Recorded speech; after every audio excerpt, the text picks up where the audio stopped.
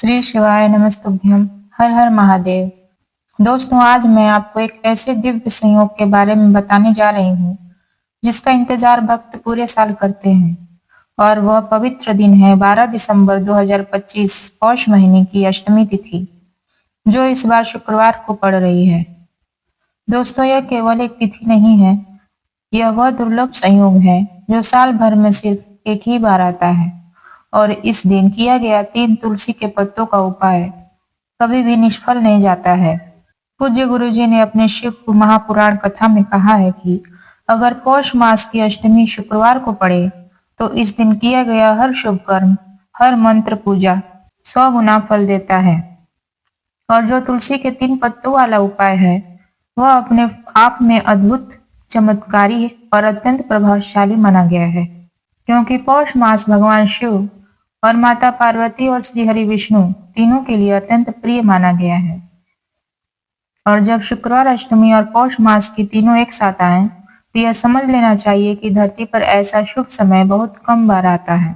इस दिन जो भी व्यक्ति भगवान विष्णु, महादेव या तुलसी माता की पूजा करते हैं उसके जीवन की भारी से भारी संकट कटते हैं, रुकी हुई तरक्की चल पड़ती है और धन का आगमन शुरू होता है। घर का वातावरण स्वतः ही पवित्र हो जाता है। पूरे साल जिनकी मनोकामना अधूरी रही हो, यह अंतिम मौका है। कुछ लोग पूरे साल यह उपाय नहीं कर पाते हैं। किसी को समय नहीं मिला, किसी को जानकारी नहीं थी और कई लोगों को यह संयोग ही नहीं मिला। लेकिन भाइयों और बहनों, आपके पास आखिरी अवसर 12 दिसंबर को है।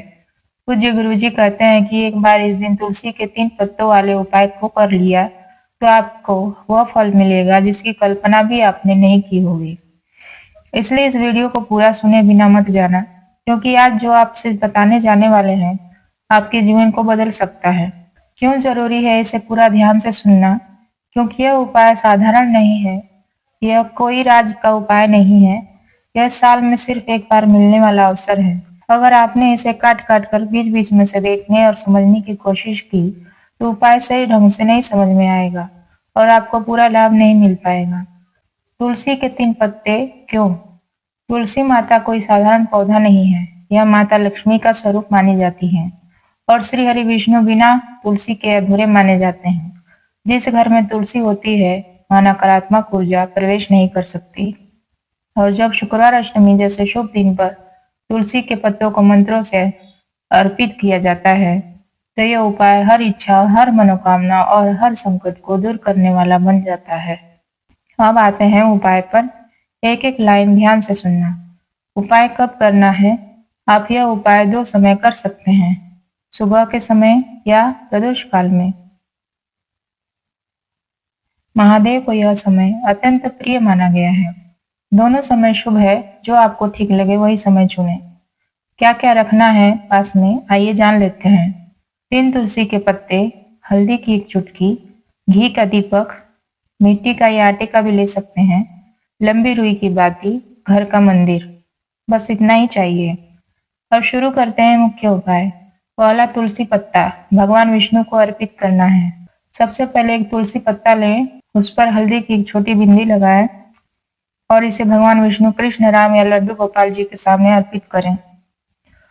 अर्पित करते समय यह मंत्र बोले, ओम नमो भगवते वासुदेवाय नमः।